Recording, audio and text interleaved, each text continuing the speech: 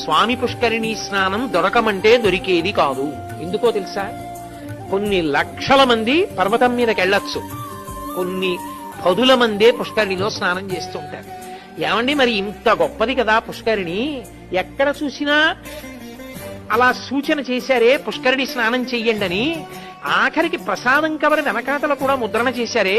మరి ఎందుకండి స్వామి పుష్కరిణిలో అంతమంది స్నానం చేయరు, అన్ని లక్షల మంది ఎందుకు వెళ్ళరు స్నానానికంటే ఒక్కటే కారణం, అంత గొప్ప ఫలితాన్ని వీడికి కట్టబెట్టేయచ్చా అన్నది చూస్తాడు పరమేశ్వరుడు.